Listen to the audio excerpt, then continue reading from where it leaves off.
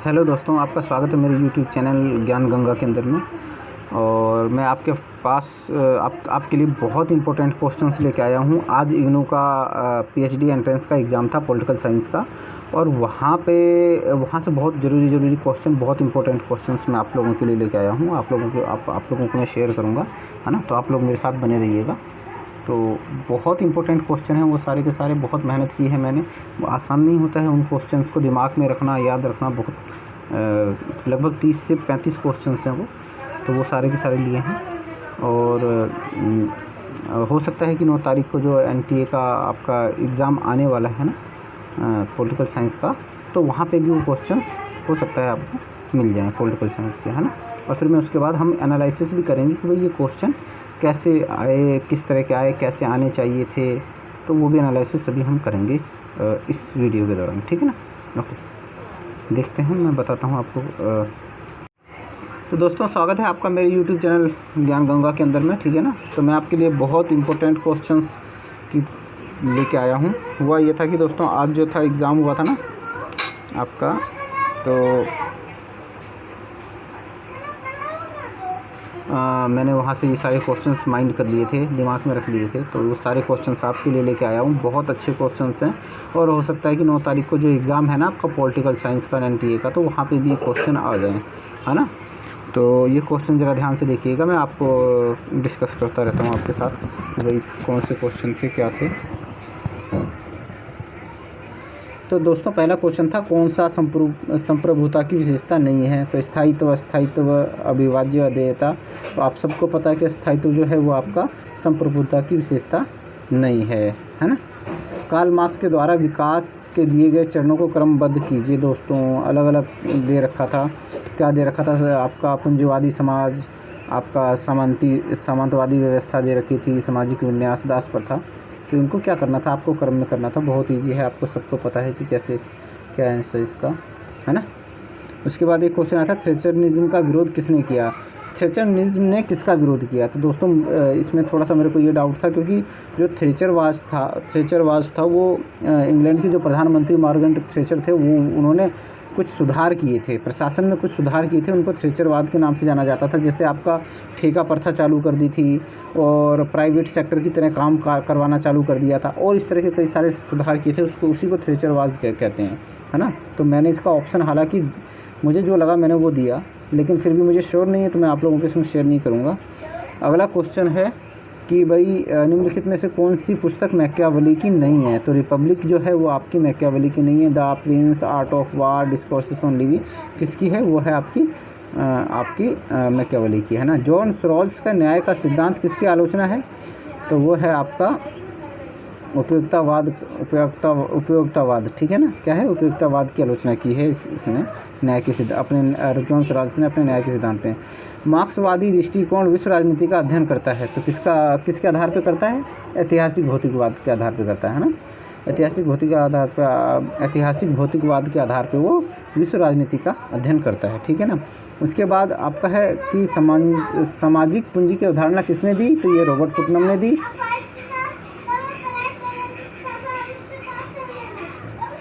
सामाजिक पूंजीवाद की अवधारणा रॉबर्ट पुटनम ने दी है। आनुपातिक समानता संबंधित है, मुझे नहीं पता किससे संबंधित है, ठीक है ना। उसके बाद अगला है liberalism and community and culture किसकी रचना है? वो विल क्लिमिका की रचना है। संविधान सभा का अध्यक्ष कौन था? बताने की ज़रूरत नहीं है। अगर ये क्वेश्चन आए कि संविधान सभा का अस्थायी सदस्य कौन था, तो वो हैं आपके सच्चिदानंद जी थे, ठीक है ना। संप्रभुत्व का आध्यात्मिक सिद्धांत किसने दिया? वो जीन बोंदा ने दिया है। उसके बाद महात्मा गांधी ने प्लेटो की किस पुस्तक का गुजराती में अनुवाद किया? तो वो अपोलॉजी पुस्तक थी जिसका इन्होंने गुजराती में अनुवाद किया। कौन सा यथार्थवादी विचारधारा से संबंधित नहीं है? तो सीधा क्वेश्चन है, लॉक जो हैं वो आपके उदारवाद से संबंधित हैं। तो इसमें कोई इफ बट नहीं था, सीधे आपको जवाब दे देना था।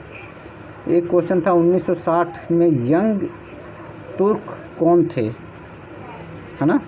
तो ये थे आपका चंद्रशेखर जी थे। इन्होंने बहुत बढ़ चढ़ के आलोचना की थी गवर्नमेंट की, और इन्हीं को ही यंग तुर्क कहते हैं, ठीक है ना। तो याद रखिएगा, अगला क्वेश्चन आ सकता है इस तरह का, है ना। केंद्र में पहली बार गैर कांग्रेसी सरकार का नेतृत्व किसने किया था? तो आप सबको पता है, एक ये क्वेश्चन हर बार आता ही आता है दोस्तों आपका कि पंचायती राज में महिलाओं के लिए आरक्षण की शुरुआत कब की गई थी। 73वें संविधान संशोधन से तो आना ही आना है, उसमें कोई डाउट नहीं है दोस्तों, है ना।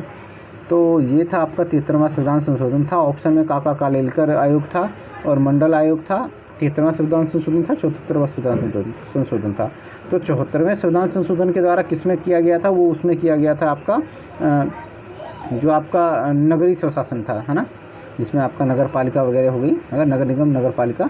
और जो पंचायती राज में किया गया था वो 73वें संविधान संशोधन के द्वारा किया गया था। हो सकता है कि 9 तारीख को ये इस तरह का क्वेश्चन आ जाए कि भाई स्थानीय स्वशासन या नगर पालिका या नगर निगम में महिलाओं के आरक्षण की शुरुआत कब की गई थी, या फिर ये आ जाए कि भाई किस आयोग ने सर्वप्रथम महिलाओं के आरक्षण की बात उठाई थी, ठीक है ना। या फिर इसके जो आर्टिकल्स हैं ना 243 के बाद ABCDEFGHIJ के, हाँ, तो वहाँ से भी क्वेश्चन आ सकता है और आया भी है लास्ट टाइम, ठीक है ना। आप जैसे 2019 दिसंबर 2019 का देखते हैं तो वहाँ पे उप आर्टिकल्स जो थे, है ना, वहाँ से पूछ लिए थे क्वेश्चन। किसके अनुसार भारतीय राज्य एक तीसरा नायक है, ये आप ज़रा सर्च कीजिएगा, कमेंट बॉक्स में मेरे को बताइएगा, ठीक है ना। एक ये क्वेश्चन था गांधीवादी सत्याग्रह की महत्वपूर्ण शर्त क्या थी, तो अहिंसा थी। राष्ट्रवाद की शुरुआत में पूरी तरह आया, तो 19वीं सदी की शुरुआत में ये बहुत अच्छी तरह से आया था। कौटिल्य के अनुसार निम्न में से कौन सा राज्य का आवश्यक अंग नहीं है, तो दोस्तों वो मत्स्य न्याय है जो इसका आवश्यक अंग नहीं है। उसमें आमत्य लिखा हुआ था और आपका दुर्ग, कुछ और भी 2-3 चीज़ें लिखी हुई थी, लेकिन ये मत्स्य न्याय जो है ये आपका कौटिल्य के अनुसार राज्य का आवश्यक अंग नहीं है। कुलीन तंत्र का और कुलीन तंत्र का लोह कानून किसने दिया, तो वो मिशेल्स ने दिया था। गांधी जी ने भारत छोड़ो आंदोलन कब चलाया, चलो छोड़ो यार, इसकी बात ही मत करो आप, इतना इजी क्वेश्चन पूछ दिया उन्होंने। किस आर्टिकल के तहत राज्य का पुनर्गठन किया जाता है, तो आर्टिकल 3 के तहत क्या किया जाता है, पुनर्गठन, राज्य का पुनर्गठन किया जाता है, ठीक है ना। ऑप्शन बिल्कुल सिंपल पूछ लिया था। आर्टिकल 1, 2, 3, 4 जो है राज्य और राज्य संघ से संबंधित है ना। राज्य पुनर्गठन आयोग रिपोर्ट 1950 के अनुसार राज्य के पुनर्गठन का आधार क्या है, तो वो है भाषा। भाषा के भाषाई आधार पे क्या किया गया था, पुनर्गठन आपका पुनर्गठन किया गया था, ठीक है ना। तो ये चीज़ें हैं दोस्तों, हो सकता है यहाँ से फिर दोबारा क्वेश्चन पूछ लिया जाए, तो आप इसको थोड़ा सा नॉलेज में रखिएगा, ठीक है ना। उद्देश्य का संकल्प संबंधित है, किससे संकल्प संबंधित है, आप सबको पता है दोस्तों, आपका ये प्रस्तावना से संबंधित है। और इसको कौन लेके आए थे, जवाहरलाल नेहरू लेके आए थे। और आपका कब लेके आए थे, ये शायद 1946 में लेके आए थे। यथार्थवाद को सैद्धांतिक विन्यास दिया किसने दिया, तो उसको मॉर्गन थाउ ने दिया था, ठीक है ना। जो मॉर्गन थाउ थे उन्होंने ही आपको सैद्धांतिक आधार दिया था।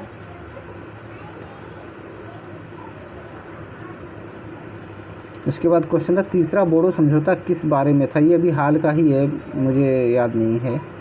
अल्पमत राज्य का समर्थन कौन करता है, तो दोस्तों इसमें आप क्वेश्चन का जवाब दीजिएगा। मैं इसमें थोड़ा सा आपको समझा देता हूँ कि अल्पमत की बात तो करता है, देखो मिल, वो कहता है कि भाई जो कम मत में है ना, जिसका कम मत में है उसका भी सम्मान करना चाहिए, ठीक है ना। अगर 100 में से एक आदमी भी अपना अलग मत रखता है ना, तो उसका भी राज्य को, सरकार को उसका भी समर्थन करना चाहिए, उसका मतलब उसका भी सम्मान करना चाहिए, ठीक है। और दूसरा ये था, ये क्वेश्चन कुछ इस तरह था कि भाई अल्प राज्य, अल्पमत या अल्प राज्य, जो वो राज्य जो बहुत कम काम करता हो, है ना, तो उसका समर्थन कौन करता है, तो उसमें आप देखिएगा, अगर अल्पमत है तो वो मिल है, अगर अल्पमत राज्य का समर्थन करता है, कौन करता है, रॉबर्ट नॉजिक होना चाहिए। आप एक बार चेक कीजिएगा, है ना, मैं भी चेक करूँगा, ऐसा नहीं है, थोड़ा सा मेरे पास थोड़ा काम इस समय ज़्यादा है, तो 1 मिनट, क्या हो गया, हाँ। फिर उसके बाद अगला क्वेश्चन था अल्पमत राज्य के बाद नारीवादी निम्नलिखित में से किसका विरोध करते हैं, तो यार ये तो हर किसी को पता है कि हाँ भाई पितृसत्तात्मक सत्ता का विरोध करते हैं नारीवादी, है ना।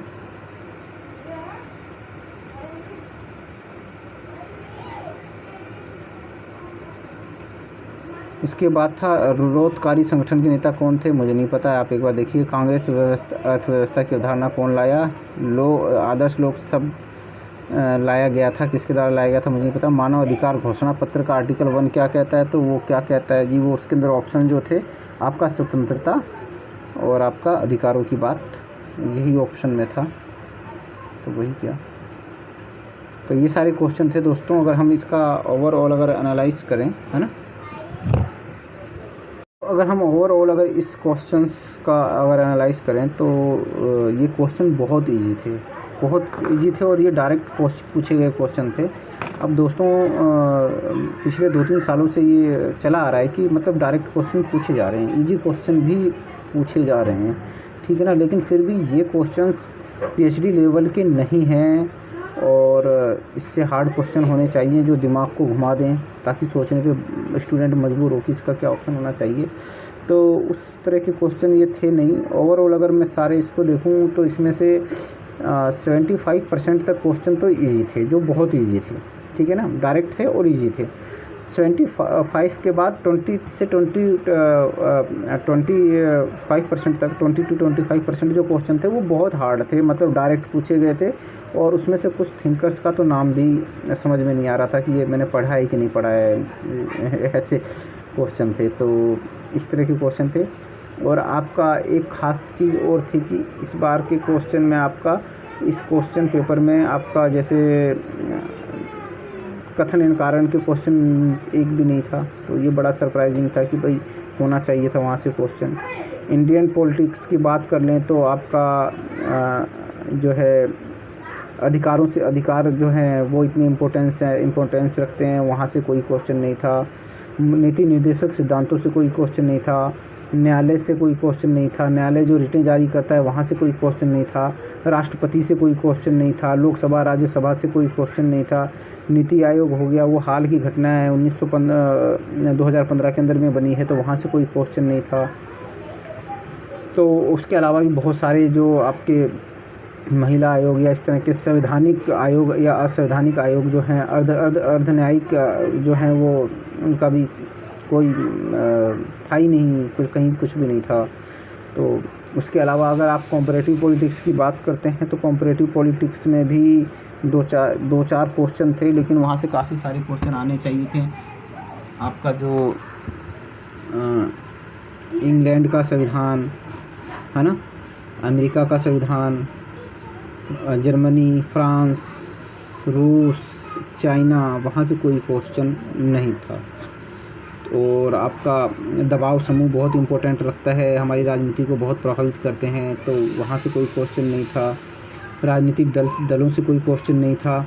और आपका एक और जो बहुत इम्पोर्टेंट टॉपिक है आपका निर्वाचन प्रणाली है, तो निर्वाचन प्रणाली से भी कोई क्वेश्चन नहीं था, ठीक है। उसके अलावा बहुत सारे क्वेश्चन बाहर से आ गए, जैसे थ्रेचरनिज्म का क्वेश्चन था। उसके अलावा मैकियावेली जी की पुस्तक के बारे में पूछते हैं, जो आपका वेस्टर्न थिंकर्स का सब सिलेबस है, इसके अंदर इग्नू का सिलेबस में नहीं है, वो वहाँ से पूछ लिया। कौटिल्य के बारे में पूछ लिया, वो भी बाहर से था। महात्मा गांधी के ऊपर 3 क्वेश्चन पूछे थे, तो वो भी आप देख सकते हैं कि एक तो सत्याग्रह वाला था, अहिंसा का था, और दूसरा आपका एक जो प्लेटो अपोलॉजी थी उसका अनुवाद किया था उन्होंने। उसके अलावा एक और क्वेश्चन था, तो 3 क्वेश्चन महात्मा गांधी को पूछ लिए थे। तो ओवरऑल काफ़ी कुछ मिसिंग था इस एग्ज़ाम के अंदर में, बट हो सकता है इसमें से कोई क्वेश्चन रिपीट हो 9 तारीख को, है ना। तो आप सब इनको कर लीजिएगा, मैं भी पढ़ूँगा, कोशिश करूँगा, देखूँगा जो क्वेश्चन 3-4 क्वेश्चन हैं जो मुझे समझ में नहीं आए तो मैं भी उनको करूँगा, है ना। तो अभी के लिए जय हिंद। आप मेरे चैनल को सपोर्ट कीजिए, लाइक कीजिए, सब्सक्राइब कीजिए और ज़्यादा से ज़्यादा साथियों के पास पहुँचाइए, क्योंकि मैं 1 जनवरी से आपके लिए सरप्राइज़ लेके आने वाला हूँ, ठीक है ना। आप सबके लिए सरप्राइज़ लेके आने वाला हूँ, तो आप जितना हो सके मेरे चैनल को सपोर्ट कीजिए, लाइक कीजिए, शेयर कीजिए। जय हिंद।